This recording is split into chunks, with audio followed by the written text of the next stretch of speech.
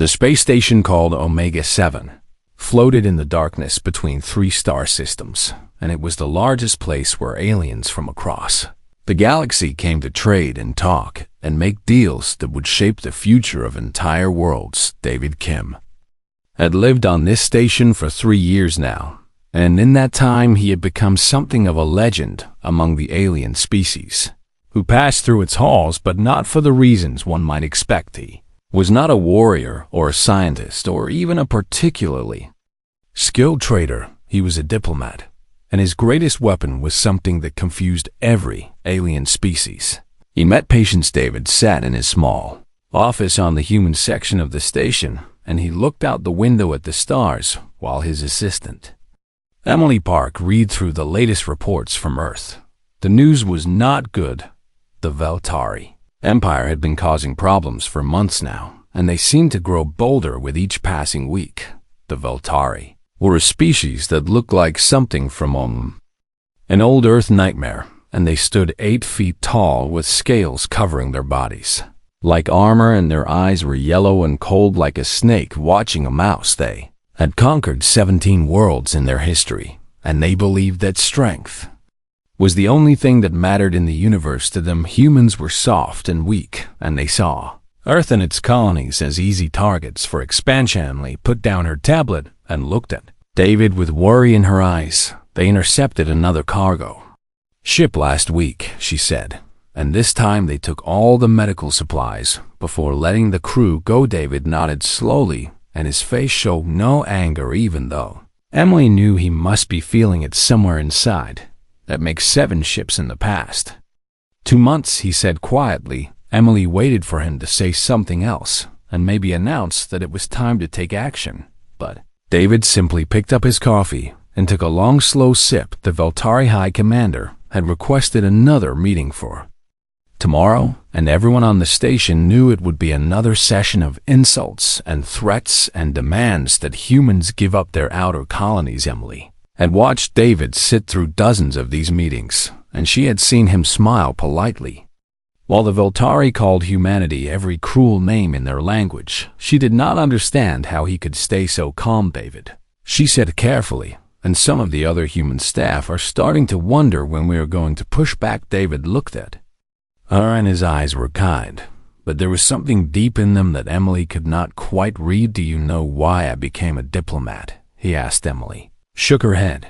Because my grandfather fought in a war, David said, and he told me something when I was young that I never forgot. And he said that any fool can start a fight, but it takes a wise man to know when fighting is truly necessary. But the Veltari, Emily started, the Veltari are testing us. David interrupted gently, and every new species does this when they first meet humans, and they push and they prod and they try to find out what will make us break. And when do we break? Emily asked. David smiled that patient smile that had become his trademark across the station. When breaking is the only option left, he said. What neither David nor Emily knew was that their conversation was being watched in a bar on the other side of the station. A group of alien traders from different species sat together and drank strange colored liquids and talked about the humans. A merchant from the Finraki species shook his large furry head, and his many eyes blinked in sequence as he spoke. I have seen this before, he said in a low voice, and the Veltari do not understand what they are doing. A younger alien from a species called the Marvathi laughed, and his blue skin rippled with amusement. The humans are weak, he said, and everyone knows this, and they talk and talk, but they never fight. Old Finraki merchant slammed his glass down on the table, and the sound made everyone nearby go quiet. I am 400 years old, the Finraki said, and I have traveled to more worlds than you have seen stars in your sky, and I am telling you now that the humans are not weak. Then why do they let the Veltari insult them? The young Morvathi asked. Because they are patient, the Finraki said, and there is a difference between weakness and patience that your young mind cannot understand. The Morvathi laughed again, but the Finraki grabbed his arm with a grip that was surprisingly strong. Listen to me carefully, the old merchant said, and this is wisdom that has been passed down through generations across the galaxy and every species that has survived long enough learns this truth about humans. The bar had gone quiet now, and even aliens at other tables were leaning in to listen. Humans are not dangerous when they are angry, the Fenraki continued. And when a human yells and shouts and turns red in the face, you are safe, because that human is releasing their feelings and they will calm down. He paused and looked around at the gathered aliens. But when a human goes quiet, he said slowly, and when they stop arguing and stop negotiating and simply look at you with empty eyes, then you should be afraid. The young Morvathi tried to pull his arm away, but the Fenraki held tight and, "If a human ever says those words," the old merchant whispered, "and if they ever say now, I'm getting annoyed, then you do not argue, and you do not fight, and you do not try to explain yourself. What do you do?" the Morvathi asked, and his voice had lost some of its confidence. "You run," the Fenraki said, "and you run as fast as you can, and you pray to whatever gods you believe in. It the human decides you are not worth chasing." Released the young alien's arm and picked up his drink again. "The Voltari are fools," he said, "and they see human patience, and they think it is fear, but patience is not fear, and patience is a choice." He drained his glass and stood to leave, and when humans stop choosing patience, he said over his shoulder, and the galaxy will remember why they should have been afraid from the beginning. The next day, David Kim sat in the conference room, and across from him the Veltari High Commander pounded his fist on the table and called humanity a species of cowards and prey animals. David smiled politely and offered a counter-proposal for the border disputes. The Veltari commander laughed and rejected it without even reading it. Emily watched from her seat behind David, and she saw something that made her heart skip for just a moment and just a fraction of a second. David Kim stopped smiling, but then the smile returned, and the meeting continued, and the Veltari left thinking they had won another victory. They had no idea that they had just taken one more step toward a line that no species should ever cross, the line where human patience ends and human annoyance begins. 6 months passed on Station Omega-7, and in that time the Veltari grew bolder and more cruel in their treatment of humanity.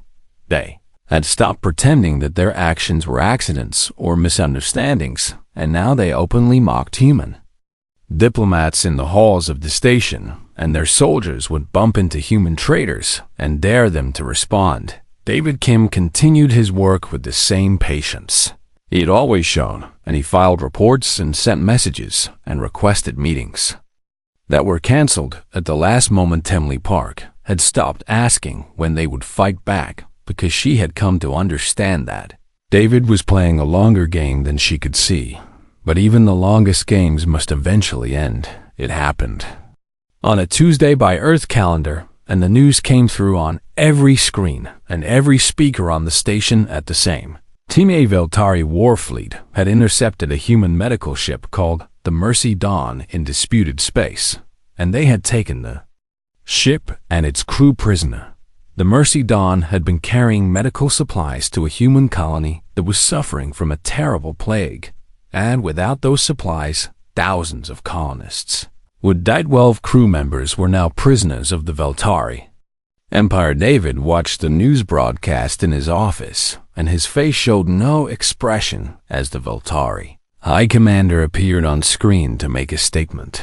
Ship was carrying weapons hidden among the medical supplies. The commander lied, and "We have taken the crew for questioning about their crimes against the Veltari Empire." Emily stood beside David, and she could feel her hands shaking with anger. "That is a lie," she said, "and the Mercy Dawn was a hospital ship, and everyone knows it." David said nothing, and he simply watched as the commander continued his speech. "We will return the human criminals when we have finished our investigation," the commander said with a smile that showed all his sharp teeth, "and this could take many months, or perhaps years, and it depends on how cooperative the humans are."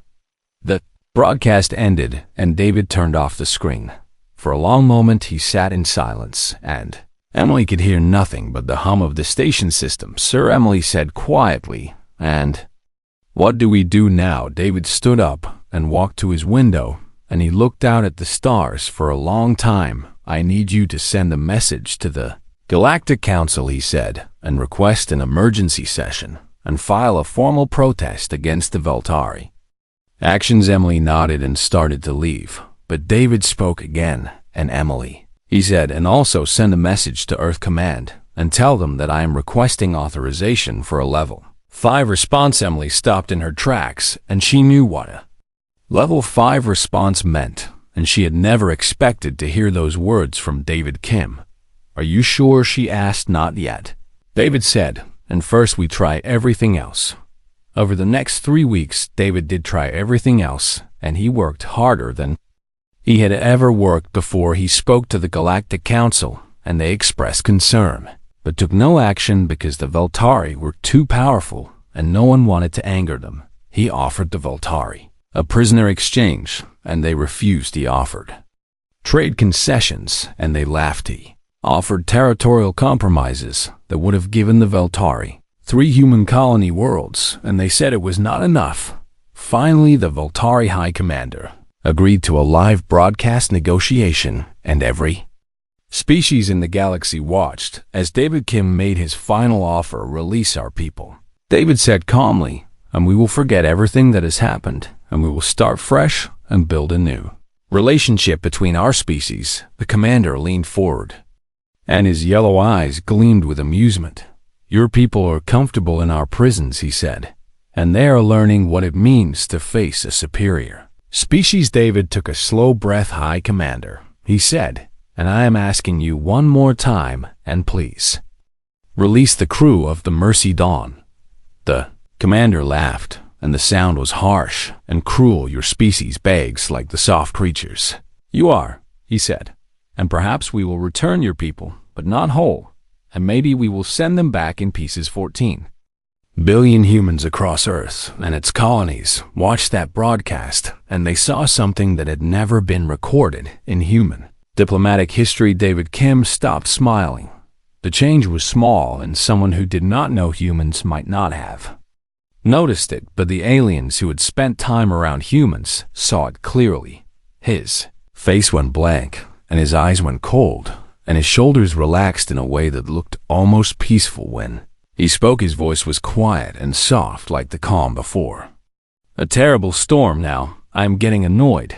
The words echoed across the galaxy, and in bars and meeting rooms and military bases on 1,000 worlds, aliens who understood what those words meant began to move on Station Omega 7. The old Fenraki merchant dropped his drink and ran for his ship without looking back. The Morvathi ambassador locked himself in his quarters and refused to come out. A group of traders from 12 different species all booked passage on the next transport, leaving the station.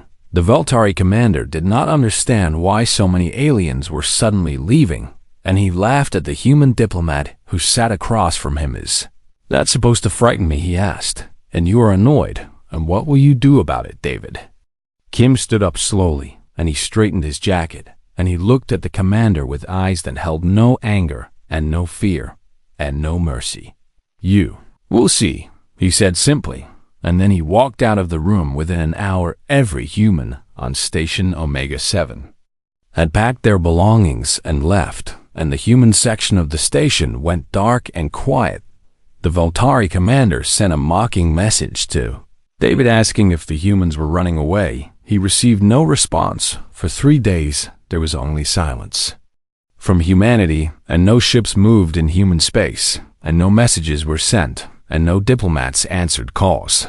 Commander told his advisors that the humans had given up and that they had proven once and for all that humanity was weak. His advisors, who had lived longer and seen more, looked at each other with fear in their eyes. They knew what the silence meant. Humans were not giving up. They were getting ready. Deep in human space, a fleet was gathering, and it was not the kind of fleet that appeared in news, broadcasts, or diplomatic meetings. These ships had no bright colors or proud flags, and their hulls were painted the color of empty space, and they moved Through the darkness, without making a sound, Lieutenant Grace Lee stood on the bridge of the ESS Retribution, and she looked at the faces of her crew, and she saw determination in their eyes. They had all seen the broadcast, and they had all heard David Kim say those words, and they all knew what it meant. Command has authorized Operation Consequence, Grace announced, and we are not negotiating anymore. Her crew did not cheer or shout because this was not a moment for celebration, and this was a moment for focus and precision, and the cold hard work of War. Grace had joined the Earth Space Navy when she was 18 years old, and she had spent 15 years training for a moment she hoped would never come. Now it had come, and she was ready across human space. Similar scenes were playing out on hundreds of ships and in dozens of military bases. Captain Michael Cho gathered his special operations team in a briefing room, a station that did not officially exist. Michael was 42 years old, and he had gray in his hair and scars on his hands, and a doctorate in alien languages and cultures that he had earned between combat deployments. He had spent 2 years studying the Veltari and learning their history and their poetry and their weaknesses. Now he would use that knowledge to listen carefully, he told his team. And we are going to do something that has not been done in 300 years, and we are going to show the galaxy what happens when you take our people. A young soldier named Kevin Park raised his hand, and he had been on the team for only 6 months, and this would be his first real mission, sir, he said. And what exactly are we going to do? Michael smiled, but there was no warmth in it.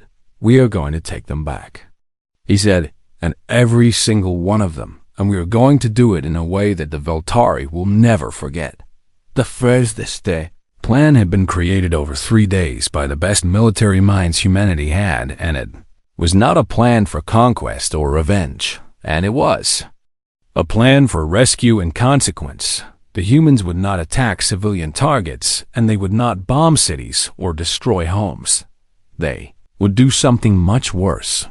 They would show the Veltari exactly how vulnerable they really were. Rachel Kim led the Cyber Warfare Division from a bunker deep under the mountains of Earth, and she had 700 of the most skilled computer experts in human history working under her. Command Rachel was 63 years old, and she had been fighting digital wars since before most of her team was born. Open all channels, she ordered, and begin Phase 1 within hours. Strange things began happening across the Veltari. Empire bank accounts that held the personal wealth of military leaders suddenly showed zero balances, and the money had not been stolen, and it had simply vanished into digital nothing. Military communication systems began sending messages to the wrong ships, and orders were scrambled, and patrols went to the wrong locations. Power grids flickered on and off, and military installations and weapon systems reported errors that could not be explained. The Veltari commander ordered his technicians to fix the problems, but every time they solved one issue, 2 more appeared on the bridge of the Retribution. Lieutenant Grace Lee received a signal that Phase 1 was complete. Launch all squadrons, she ordered. 50 small fast ships flew out from the Retribution, and they scattered in different directions, like seeds blown by the wind. Each ship carried a Navy's team of specialists, and each team had a specific target. They did not head for military bases or weapons factories. They headed for fuel depots and supply stations and communication relays and all the boring invisible things that made the Veltari war machine function. The attacks came all at once across 17 star systems, and the Veltari had no warning. A fuel depot that supplied half the Imperial fleet exploded in a ball of fire that could be seen from orbit, and no one was killed because the humans had waited until the night shift when only machines were present. A communication relay that connected the Veltari government to its outer colonies went dark, and when technicians tried to repair it, they found that every piece of equipment had been destroyed. From the inside, supply convoys carrying food and ammunition to military bases found their navigation systems sending them in circles, and ships ran out of fuel in empty space and had to call for rescue. In 12 hours, the Veltari Empire discovered that it could not move its fleets, and it could not feed its soldiers, and it could not talk to its own commanders. And the humans were just getting started. Captain Michael Cho led his team through the ventilation system of the prison facility where the crew of the Mercy Dawn was being held. They had been crawling through darkness for 4 hours, and they had disabled security systems and avoided patrols. And they had done it all without making a sound. Michael held up his hand, and his team stopped through a grate below them. He could see a corridor where 2 Veltari guards stood outside a heavy door behind. That door were 12 humans who had been prisoners for over a month. Michael looked at his team, and he gave 3 hand signals that told him exactly what to do. They moved like shadows, and the guards never saw them coming. Kevin Park was the first through the door, and he saw the prisoners huddled in the corner of a cold, dark cell, and they looked thin and tired. But they were alive. United Earth Navy, he said quietly, and we are here to take you home. A woman, who was the captain of the Mercy Dawn, looked up at him, and tears ran down her face. We thought everyone had forgotten about us, she whispered. Kevin helped her to her feet, and he looked her in the eyes. We never forget our people, he said, and not ever. The rescue team moved through the facility like ghosts, and they collected all 12 prisoners, and they disabled every security system they passed, and they left a message written on the wall of the prison commander's office. We came for our people, and we found them, and we took them, and you never saw us, and you never heard us, and you could not stop us. The message was signed with a single word: humanity. By the time the Veltari realized what had happened, the human ships were already gone, and they had vanished into the darkness between stars and left nothing behind but chaos and confusion. The Veltari commander received reports of the attacks and the rescue and the message, and for the first time in his long career, he felt something he had never felt before: fear. The Veltari Empire had ruled their corner of the galaxy for 800 years, and all that time, no enemy had ever struck at them the way the humans did. It was not the destruction that shocked them, and it was not the speed or the precision. It was the humiliation. The humans had walked into their most secure prison and taken 12 people and walked out again without losing a single soldier, and the few Veltari had not even known they were there until they were gone. The commander ordered a massive military response, and he sent his war fleets to human space to teach these soft creatures a lesson they would never forget. The fleets did not get far. Every fuel depot they needed had been destroyed or captured, and every supply line had been cut, and every communication relay was either broken or sending false information. Ships ran out of fuel in empty space, and entire battalions were stranded on stations that could not feed them, and commanders could not contact their own soldiers. Dr. Rachel Kim watched the chaos unfold from her bunker on Earth, and she allowed herself a small smile. Phase 2, she said, and released the files. For 300 years, the Veltari government had kept secrets from its own people, and they had hidden corruption and theft and lies that went back generations. Rachel and her team had found all of it within hours. Every screen on every Veltari world was showing documents that proved their leaders had stolen money from the public and sold weapons to enemies and lied about wars that had killed millions. The people of the Veltari Empire had always believed their government was strong and honorable. And now they saw the truth. Riots broke out on 7 worlds, and angry crowds filled the streets and demanded answers, and the military was too scattered and confused to respond. Commander watched his empire begin to tear itself apart, and he finally understood what the humans had done. They had not tried to destroy the Veltari with weapons, and they had destroyed them with truth. On Station Omega 7, the aliens who had stayed behind watched the news feeds with a mixture of awe and terror. Old Finraki merchant had returned when he heard that the humans were not attacking civilian targets, and he sat in his favorite bar and drank and shook his head. I told them, he said to anyone who would listen, and I told them what would happen, and they did not believe me. Young Veltari soldier who had been stationed on the station sat alone in a corner, and his eyes were wide with shock. "We never thought they could do this," he whispered, "and we thought they were weak." The Fenraki walked over to him and sat down across the table. "They are not weak," the old merchant said, "and they never were. And what they are is patient, and what they are is thorough." The soldier looked up at him with confusion in his yellow eyes. "What does that mean?" he asked. The Fenraki leaned forward, and his many eyes blinked slowly.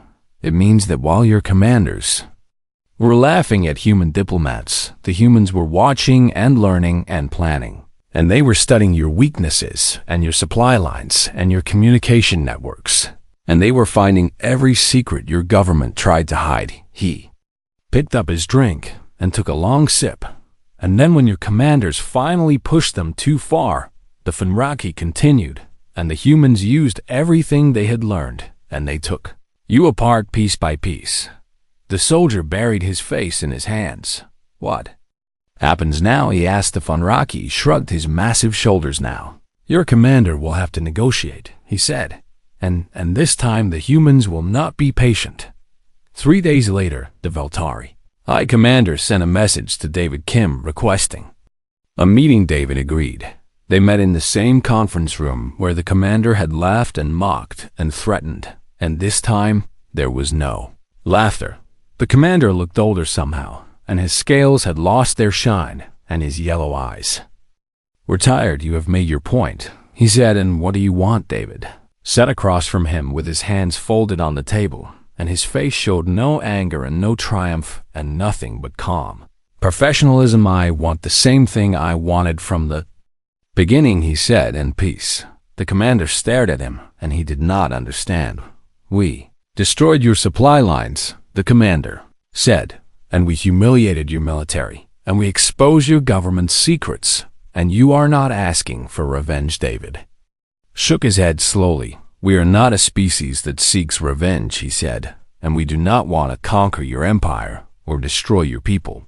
"Then, what was all of this?" the commander demanded. "This was a consequence," David said, "and you took 12 of our people, and you refused to give them back, and you laughed when we asked nicely, and so we showed you what happens when you take our people." He leaned forward slightly. "We got them back," he said, "and every single one. And that was our goal, and that was always our goal." The commander was silent for a long moment, and when he spoke his voice was quiet. "Your people killed 847 of my soldiers," he said. David nodded, and there was something like sadness in his eyes. "Yes," he said, and that is a tragedy, and it is a tragedy that did not have to happen, and you could have released our people when we first asked, and none of this would have happened." The commander looked down at the table, and for the first time in his life, he felt like a fool. "Why did you not just attack us from the beginning?" he asked. "And why did you spend months negotiating when you could have done this at any time?" David smiled, but it was not the patient, diplomatic smile he had worn before, and it was something deeper and more human. "Because we hoped you would choose peace," he said, "and we always hope. And even when we know it might be foolish, and even when we know we might be disappointed, and we hope that the other side will be reasonable, and that we can find a way forward together." He stood up and straightened his jacket. "We will send you a list of terms for the peace agreement," he said, "and they will be fair, and they will not humiliate your people. And we do not want enemies, High Commander. And we want neighbors." David walked to the door, and then he stopped and looked back. "But remember this," he said, "and remember it well, and tell everyone." You know, his eyes were calm and steady and absolutely certain. "We do not forget when people hurt our own," he said, and we do not forget easily, and the next time someone thinks about taking human lives, they should remember what happened here. Open the door, and they should run." 10 years passed after the Veltari incident, and in that time the galaxy changed in ways that no one had expected. Veltari Empire did not collapse, and the humans had made sure of that because they did not want a power vacuum that would lead to more war and more suffering. Instead, the Veltari government reformed itself, and the corrupt leaders were removed, and new leaders who actually cared about their people took their place. And something strange happened. The Veltari became humanity's closest allies. It started slowly with trade agreements and cultural exchanges and students from both species traveling to learn about each other. But it grew into something deeper and a genuine friendship between two peoples who had once been enemies. The old Veltari High Commander retired in disgrace, and he spent his final years writing a book about what had happened, and it became required reading in military academies across the galaxy.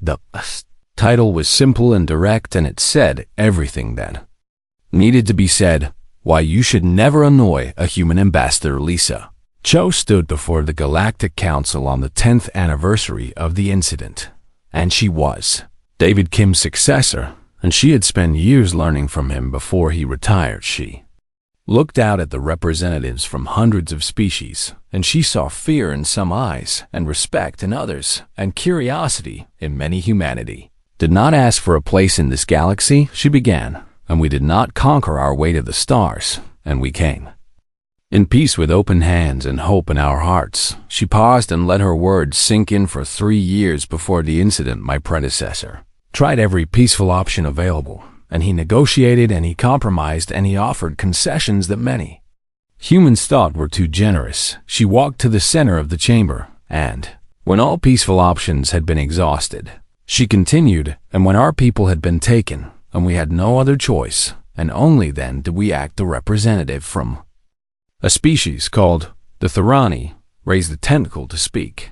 But the destruction you caused, he said, and the chaos, and the lives lost, and how do you justify such violence? Lisa nodded, and she had expected this question. I do not justify it, she said, and there is no justification for violence, and there is only necessity. She turned to face the Thorani directly. Humanity spent millennia fighting itself, she said, and we have seen what war does to civilizations, and we have watched our own species nearly destroy itself more than once, and we know the cost of violence better than any species in this room. She walked back to her podium. That is why we choose peace, she said, and not because we are weak, but because we have seen what we become when we stop choosing it, and we do not like what we see. The chamber was silent, and every representative was listening. We would rather be your friends, Lisa continued, and we would rather trade and explore and learn together, and we would rather solve problems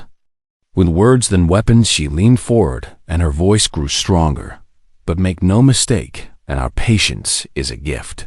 We give freely, and it is not weakness, and it is not fear, and it is a choice. She stood straight and proud, and it is not infinite. The speech was broadcast across the galaxy, and it was translated into thousands of languages, and it was studied and debated and remembered. But what people remembered most was not the speech itself. It was what happened afterward. A young representative from a newly spacefaring species approached Lisa after the session, and he was nervous, and his scales flickered with anxiety. Ambassador Cho, he said, and my people are just beginning to explore the stars, and we do not know all the rules yet, and I'm afraid we might make a mistake and anger humanity. Lisa smiled at him, and it was a warm, genuine smile. Let me tell you a secret, she said, and humanity does not want you to be afraid of us, and we want you to be our friends. She put a hand on his shoulder. If you make a mistake, she continued, and we will tell you, and we will give you a chance to fix it, and we will be patient and understanding because we remember what it was like to be new to the stars. The young alien relaxed slightly, but he still looked worried. But what if we make a big mistake, he asked, and what if we do something really wrong? Lisa looked at him seriously. Then you apologize, she said, and you make it right, and you learn from it, and you do better. She smiled again. We are not monsters, she said, and we do not want to hurt anyone, and all we ask is that you treat us with the same respect that you would want for yourself. The young alien nodded and thanked her, and walked away with hope in his eyes instead of fear. And that was the true legacy of the Veltari incident. Not fear, but understanding. Not terror, but respecting. Bars across the galaxy, the story was still told, and it grew with each telling, and it became something between history and legend old.